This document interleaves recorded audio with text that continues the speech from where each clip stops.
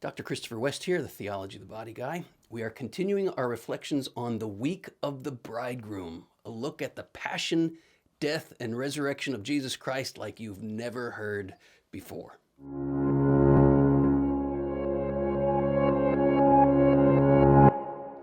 If you haven't seen part 1 in this Holy Week series, check out the video here and then come right back. And if you want to follow along with the notes that I have, check out the link below. So we talked in part 1 about the woman who cracked open the alabaster jar and poured all that expensive nard on Jesus. The perfume we call nard comes from this flower. Check this out. What is the significance of Jesus smelling like flowers throughout all of Holy Week? Well, we have to understand the mystery that flowers proclaim. I have a priest friend whom I consider kind of a mystical botanist. He loves flowers, like over the top. And I once said to him, "Father, what's your deal with flowers?"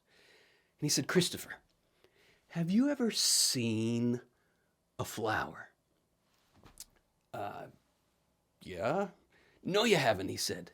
"Because if you had really seen a flower, you would love them as much as I do." And I was like, "Father, enlighten me. I don't know what you're talking about." He says, "Christopher, do you know what a flower is?" "A flower," he said with this look of ecstasy on his face, "a flower is one of nature's most beautiful reproductive organs." Okay, yeah. Thinking back to high school science class, I remember that's the reproductive organ of the plant. And he says, "Well, think of the significance of it. What is a woman doing when she carries flowers down the aisle during her wedding? What is she saying, bringing nature's most beautiful reproductive organs with her down the aisle? What are we doing when we give flowers to sick people?" he said. "We're actually saying, here, let some of nature's beautiful reproductive organs cheer you up. They smell awesome." This is the point. Jesus smelled of nard all during Holy Week. Jesus smelled like nature's fertility throughout all of Holy Week, because at the climax of Holy Week, Jesus was going to fulfill super abundantly all of nature's fertility. What is the Last Supper? The Last Supper is Jesus unfolding the night before it happened what was about to happen the next day, when he would give up his body for his bride. What are we doing in the Eucharist, in the Mass, when we represent the mystery of the Last Supper? We're putting bread and wine on the altar. Where do they come from? This is nature's fertility. Both the wheat stalk and the grapevine are flowering plants. We take the seed of the wheat stalk and we crush it. We bake it.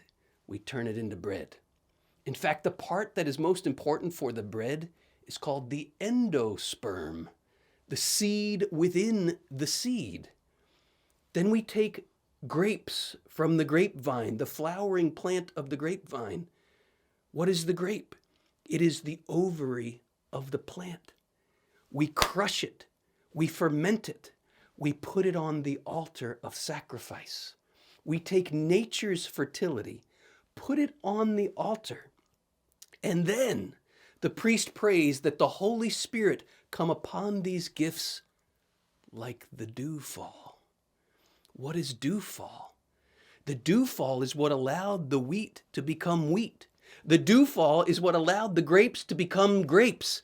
The natural reality of fertility of these flowering plants, it cannot come to fulfillment on the natural plane without the dewfall.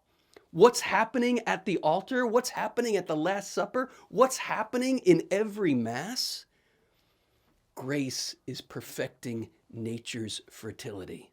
Let the Holy Spirit come upon these gifts, nature's fertility, like the dewfall. And what happens next is utterly astounding. The fruit of the earth, nature's fertility, becomes for us the fruit of Mary's womb. The garden of all gardens is Mary's womb. Her garden, her womb, is the new Eden from which the new Adam comes forth. All of this is fulfilled in a deeper look at flowers. And by that I mean an understanding of nature's fertility. It all culminates in our fertility, in our creation as male and female in the image and likeness of God. Don't believe me? Check out God's sense of humor in creating a flower like this. Nature's fertility truly culminates in our fertility, and our fertility truly culminates in Mary's fertility, open to the dew from heaven, the Holy Spirit that brings Christ to the world. That's what's happening at the altar. At the altar, we have not only the representation of the mystery that took place at Calvary, we also have a representation of the mystery that unfolded in Mary's womb at the Annunciation.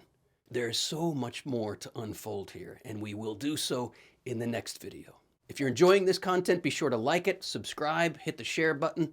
Until next time.